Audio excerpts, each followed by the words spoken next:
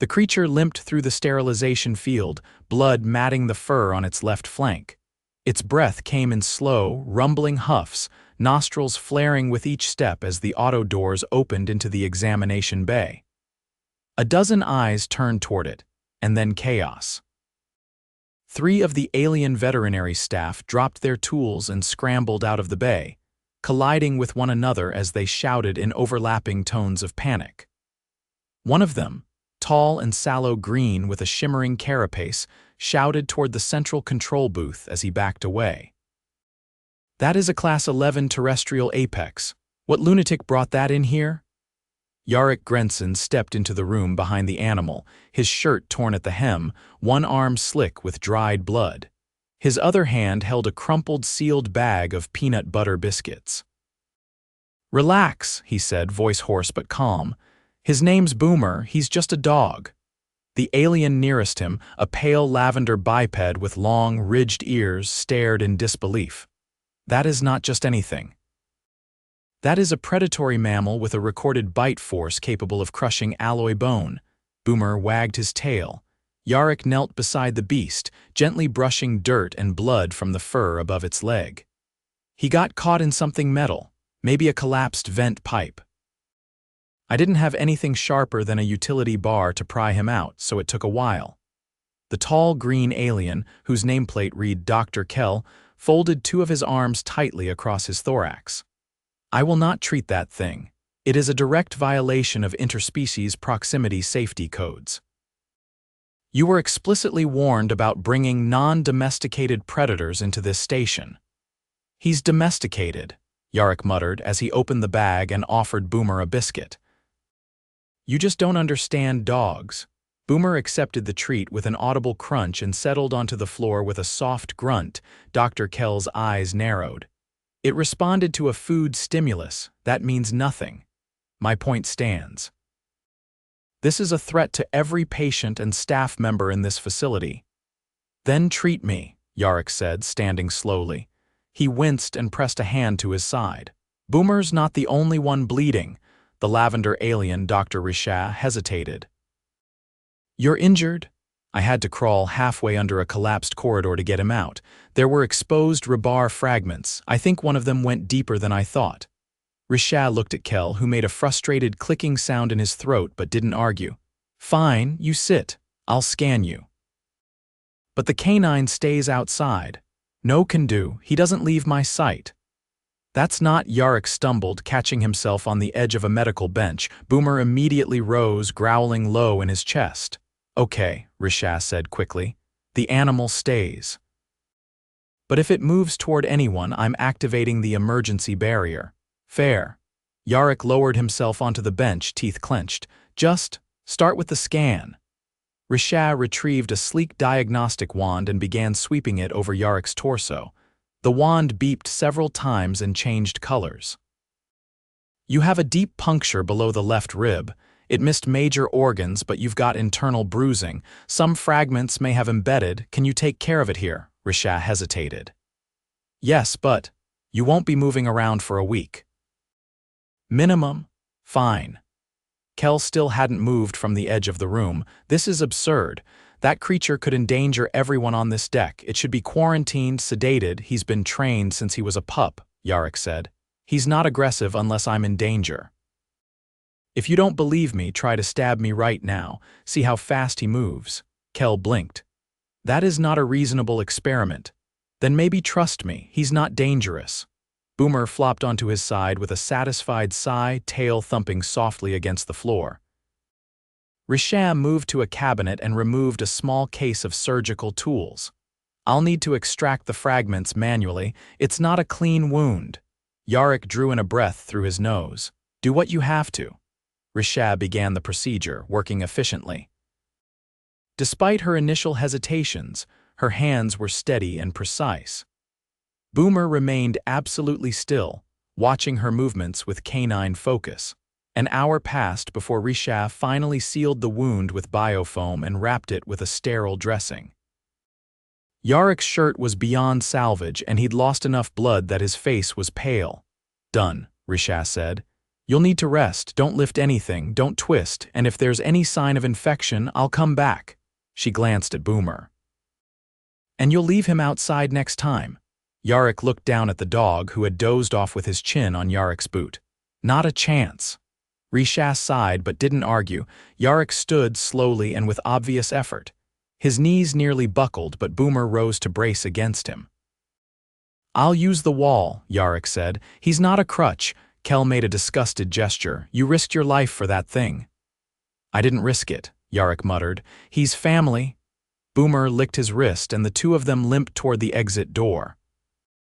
Outside in the corridor, a maintenance droid spun briefly in confusion at the sight of the bloodied human and his massive companion. "You should be in a medbay," the droid said. "I was," Yarik replied. "Didn't go great." They made it to his quarters without further incident. The door hissed shut behind them, locking with a soft chime. Yarik collapsed onto the padded floor mat, groaning. Boomer curled beside him, resting his head on Yarik's thigh. Later that night, Yarik woke to the sound of comms buzzing. He groaned, sat up slowly, and tapped the wall console. The image of Commander Vel appeared, antennae twitching. "I heard about the incident on Deck 7, Vel said. "If you're calling to ask if Boomer bit anyone, he didn't. I'm calling to inform you that you've violated at least 3 station protocols." Yeah, Yarik muttered. "Add it to the list." "I can't keep shielding you, Yarik. You're a valuable xenotech, but this behavior, I saved a life." Vel paused. "You mean the dog?" "I mean my friend." There was a long silence before Vel spoke again. "You're off duty until further notice. Report back once the vet clears you." The screen went black. Yarik leaned his head back against the wall. "Off duty," he said aloud. Boomer opened one eye. "Guess we've got time to work on your recall drills." Boomer sneezed and went back to sleep. 2 days later, Yarik returned to the vet bay for a follow-up without Boomer this time. Risha was ready for him, scanning the wound and checking his vitals. "You're healing well," she said. "No sign of infection. But you need to take the rest of the week off physical activity." "I'm not planning on wrestling any aliens if that helps." Risha looked at him. "I've been reviewing human-animal bonding records. Your species has a long history of cohabiting with predators. Yeah, wolves, horses, birds of prey. We've made friends with a lot of things that could kill us." "Why?" Yarik shrugged. "We learned that working together beats trying to kill each other." Risha frowned. "I still think it's reckless." "Maybe," Yarik replied, "but it's also kind of amazing." Risha sighed. "There's a new policy.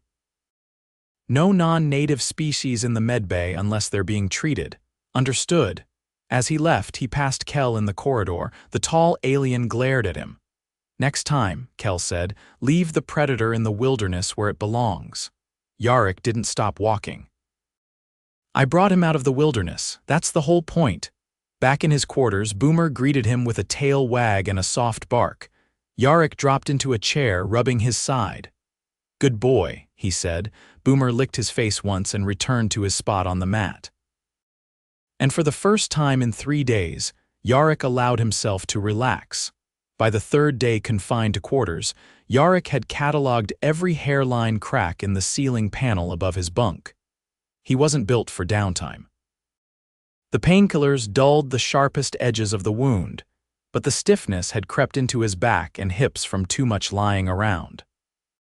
Boomer, on the other hand, had taken to the forced vacation with regal contentment, sprawled belly up across the floor with his paws twitching now and then in dream pursuit of something probably large and probably edible. At precisely mid-shift, a chime sounded from the door panel. Yarik grunted as he pushed himself upright. "Didn't order anything," he muttered, limping over and pressing the unlock pad.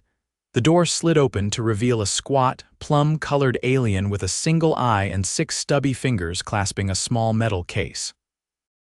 The being's tunic bore the insignia of station logistics and smelled faintly of machine oil and citrus resin. "Human Grenson," the alien said, voice echoing slightly from the shape of its throat sac.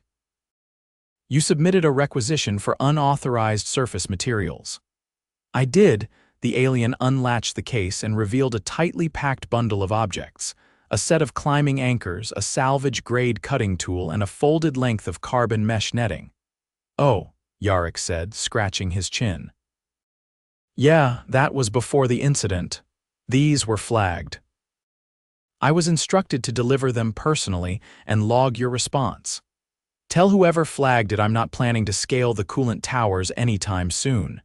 You included a hand-signed note requesting expedited clearance in case Boomer gets curious again." Yarik winced. "Right. That tracks." The alien set the case inside the doorway and began scanning the delivery tag with a small device. "You are still under restricted movement, correct?" "Yeah, but I'm not dead, just sore. Station command believes otherwise." "Your activity log shows no movement beyond this hallway. I've been resting. That's what you people wanted, right?" The alien blinked slowly. "It is not my place to question medical orders. However, a separate note was appended to your file less than 1 cycle ago." Yarik raised an eyebrow. "Let me guess. Kel."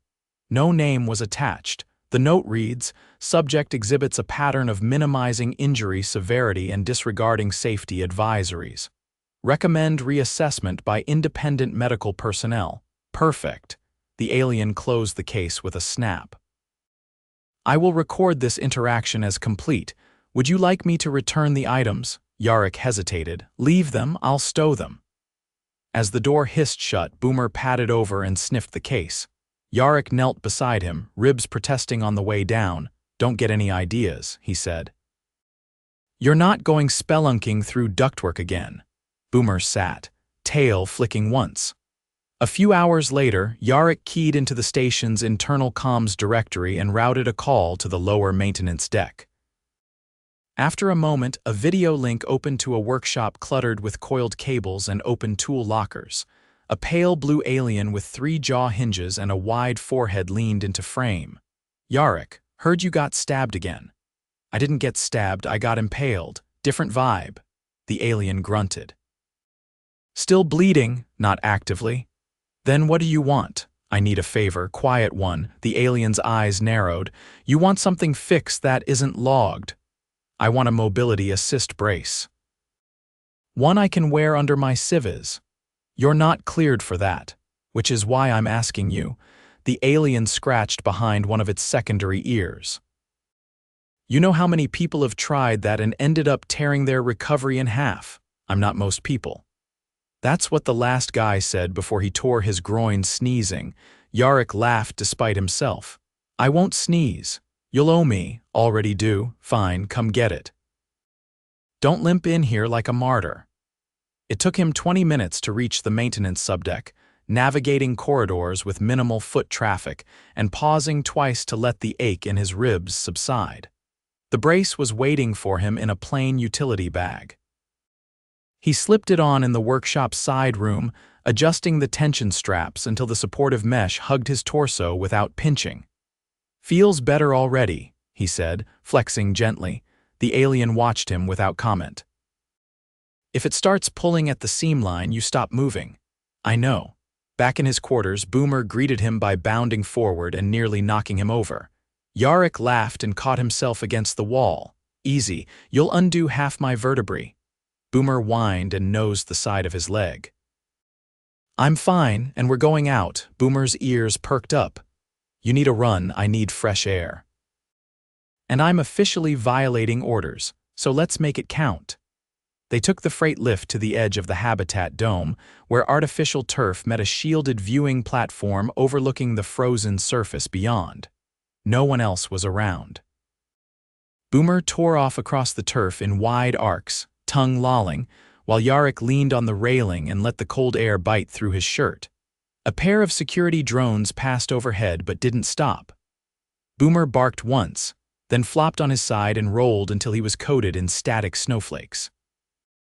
Yarik sat on the bench, wincing as he adjusted the brace. "We're not built to sit still, huh?" Boomer trotted over with a stick in his mouth. Yarik blinked. "Where'd you find that?" Boomer dropped it at his feet and wagged his tail.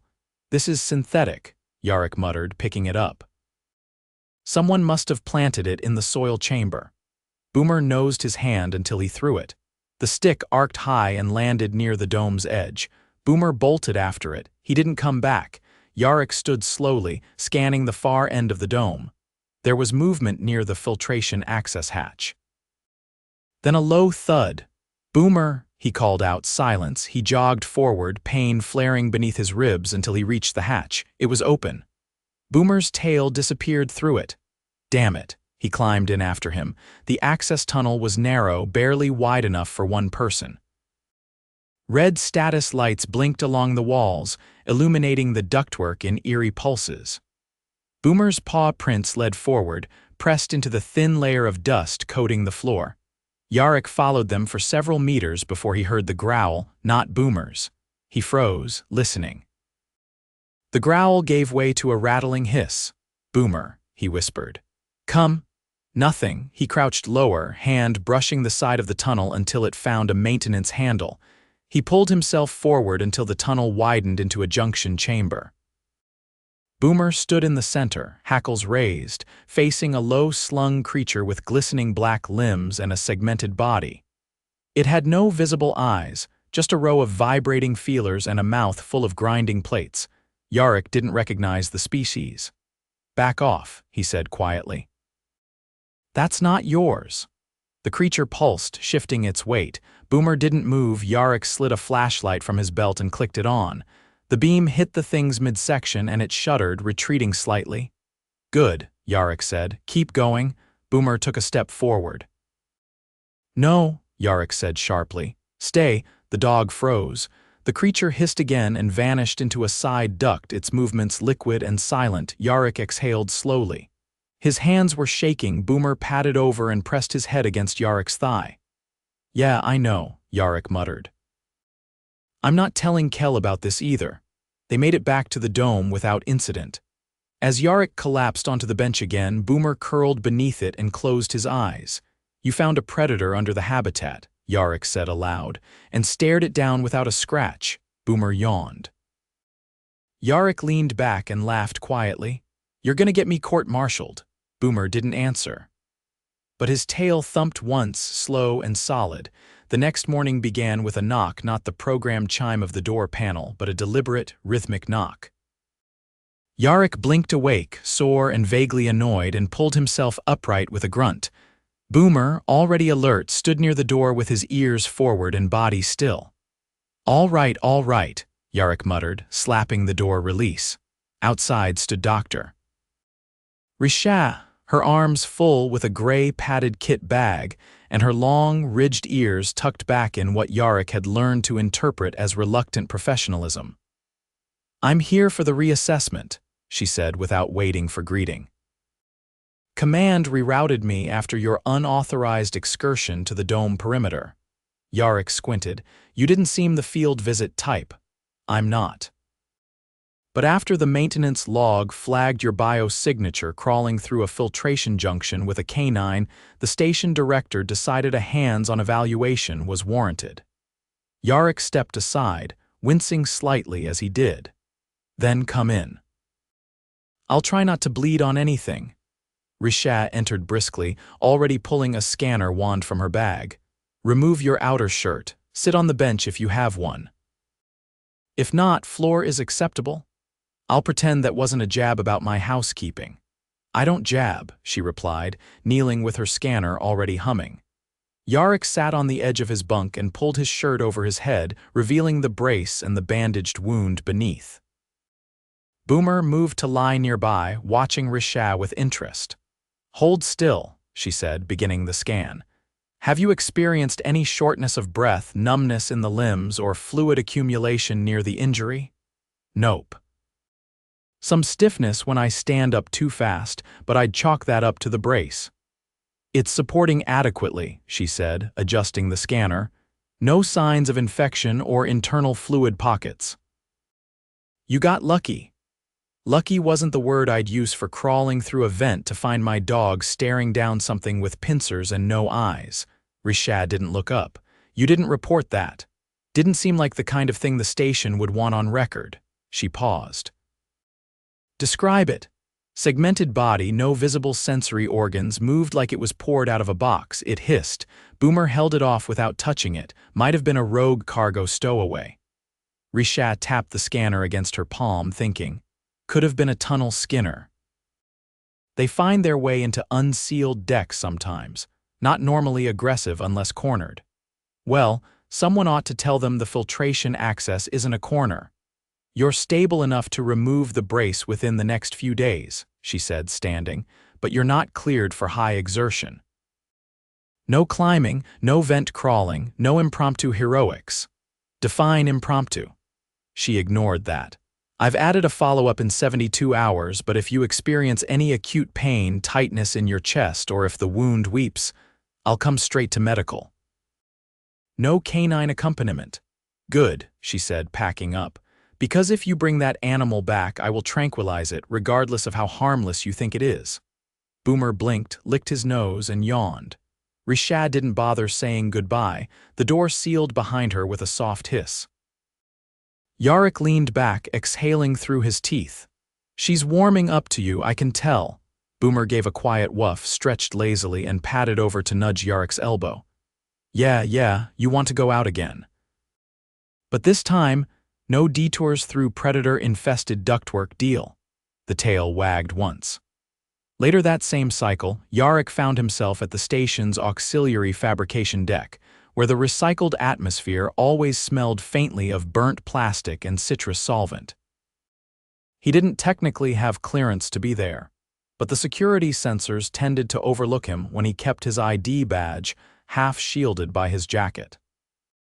He approached a long workbench where a spindly orange alien with 4 elbows and a face like folded origami was hunched over a half-assembled exo-sling. You're not here to requisition more climbing gear, are you? The alien said, not looking up. Nope. I need a muzzle. The alien blinked, then turned slowly. You're joking. Not for me, for Boomer. You want a muzzle for the apex predator you keep insisting is a docile companion. I don't want to use it, I want to carry it. In case someone else panics, or if Station Command insists on it before I can get him cleared for public access again. The alien's mandibles clicked. You're doing this for show. I'm doing this so I don't get banned from every corridor outside the civilian ring. Make it breathable, non-restrictive, and easy to remove if he gets into trouble. And it should match your shoes, I suppose. I'm not that picky, but maybe go with matte gray. He hates the reflective stuff. The alien muttered something in its native dialect, but pulled a design module from the bench drawer and started sketching. By mid-cycle, Yarik returned to his quarters with the lightweight muzzle and a synthetic chew disc. Boomer immediately tried to bury in the bunk mattress. No idea where you think dirt's coming from on a space station, Yarik said, watching the dog nosing at the cushion. But I admire the optimism. The next 2 days passed without incident. Yarik followed Risha's recovery orders with uncharacteristic discipline, even skipping his usual evening rounds through the lower decks. By the time the follow-up scan came due, the wound had sealed cleanly, and Risha, to her credit, said nothing snide when she cleared him for light duty. Station Command reinstated his access with a formal caution and a note requiring Boomer to wear the muzzle in shared corridors. Yarik clipped it on before their next walk. Boomer tolerated it with the same resigned patience he applied to shampooing or waiting out loudspeaker tests. They passed a sanitation crew without incident, and one of the technicians even offered Boomer a strip of dried kelp. He's less terrifying than I expected, the technician said. He's a good boy, Yarik replied. Word spread faster than he expected. By the end of the week, 3 crew members from different departments had asked if Boomer could be brought to their corner of the station, just for a visit. Yarik agreed, so long as they didn't try to feed him anything fermented. Boomer had once stolen a jar of pickled algae, and the resulting gas cloud nearly got them evicted from a cargo ferry. One late afternoon, Yarik found himself in the central atrium near the hydroponics observation deck, where Boomer sat beside a group of small gray-furred aliens who were gently braiding his tail fur with colored thread. Kel passed by, paused, and stared. Yarik leaned against the railing, arms folded. Unexpected, huh? Kel didn't answer for a moment. I still don't believe it's safe to allow predators free range. He's not free range. He's supervised, muzzled, and better behaved than most of your interns. Kel's eyes narrowed. He's manipulated the social expectations of this station to gain trust. He's a dog, Kel. He likes snacks, naps, and being scratched behind the ears. If that's manipulation, you should be taking notes. One of the small aliens leaned forward and kissed Boomer's nose. Boomer licked its forehead in return. Kel made a disgusted sound and walked away. Yarik watched him go, then turned back to the group with a crooked smile. All right, kids, no dyeing his fur. Last time someone tried that, I had to explain to customs why my dog was radioactive pink. Boomer wagged his tail, knocking over a plant pot.